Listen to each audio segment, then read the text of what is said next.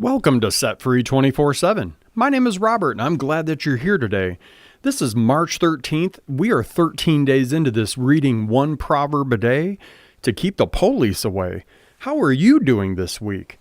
How are you doing this last 13 days? Hopefully some of what we're talking about here has kept you on the straight and narrow path. It's a good path to be on. I've been on the other path. It's a little bumpy, a little rocky, and sometimes ends in prison time. Definitely don't want that. So here we are, Proverbs chapter 13, reading out of the Message version. It's just a little more conversational. If you've never heard the Message version before, welcome. It's just a paraphrase of the Bible, and it's just a different translation. If you want to follow along in your favorite translation, feel free. But we're going to be reading through Proverbs 13 here and seeing what God has to say. And this one is titled, Walk with the Wise. Intelligent children listen to their parents.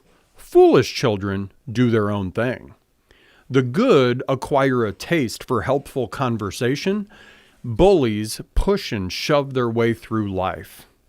Careful words make for a careful life.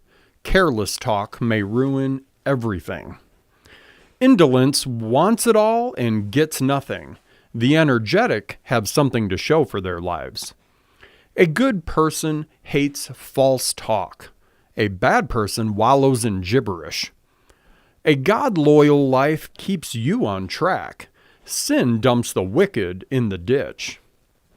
A pretentious and showy life is an empty life. A plain and simple life is a full life. The rich can be sued for everything that they have, but the poor are free of such threats. The lives of good people are brightly lit streets. The lives of the wicked are dark alleys. Arrogant know-it-alls stir up discord, but wise men and women, they listen to each other's counsel. Easy come, easy go, but steady diligence pays off. Unrelenting disappointment leaves you heartsick, but a sudden good break can turn life around. Ignore the word and suffer. Honor God's commands and grow rich. The teaching of the wise is a fountain of life, so no more drinking from death-tainted wells. Sound thinking makes for gracious living, but liars walk a rough road. A common-sense person lives good sense. Fools litter the country with silliness. Irresponsible talk makes a real mess of things, but a reliable reporter is a healing presence. Refuse discipline and end up homeless. Embrace correction and live an honored life. Souls who follow their hearts thrive. Fools that are bent on evil despise matters of soul. Become wise by walking with the wise. Hang out with fools and watch your life fall to pieces. Disaster entraps sinners, but God-loyal people get a good life. A good life gets passed on to the grandchildren. Ill-gotten wealth ends up with good people. Banks foreclose on the farms of the poor, or else the poor lose their shirts to crooked lawyers. A refusal to correct is a refusal to love. Love your children by disciplining them. An appetite for good brings so much satisfaction, but the belly of the wicked always wants more. And friends, just like that, we are done with Proverbs chapter 13. 13 days into this thing. I mean, if we keep hanging out like this on a daily basis, pretty soon somebody's going to start to think something. Have you seen anything change in your life since you've been engaging in the Bible on a daily basis? I know I have. I started reading the Bible with my wife back in January, and I started doing a proverb a day back in December.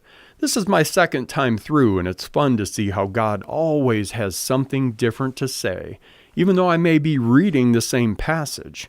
Because as humans, we go through different things, different seasons in life.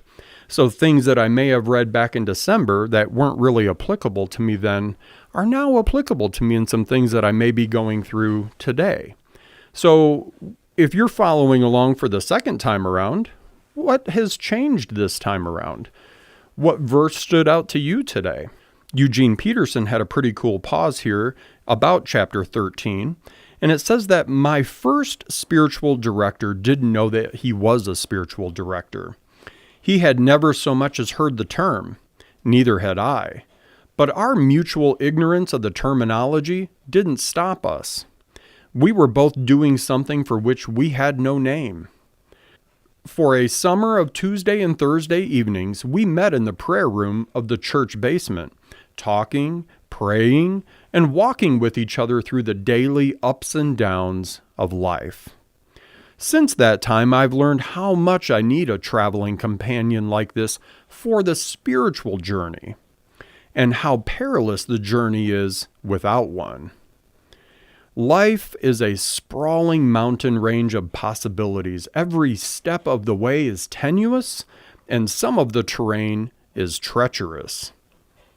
Only the novice would consider making that climb alone. So friends, today, are you climbing alone? Are you off on this journey all by yourself? I hope not. Having a community of people to be able to talk about these things with is very, very important. And that's all I'm trying to do here today, is give you a safe space to maybe think or talk about some of these things. If there's verses maybe you have a question about, maybe you have a prayer request, maybe you're not even part of this faith community and you just like seeing what I'm going to wear on a daily basis. Who knows? Whatever it is, I'm happy that you're here, and I'm happy that you're giving God's word a chance. One of the verses that I enjoyed while I was in Proverbs 13 today was actually close to the beginning there. Verse number 3, it says, "Careful words make for a careful life. Careless talk may ruin everything." The things that we say to people really do matter.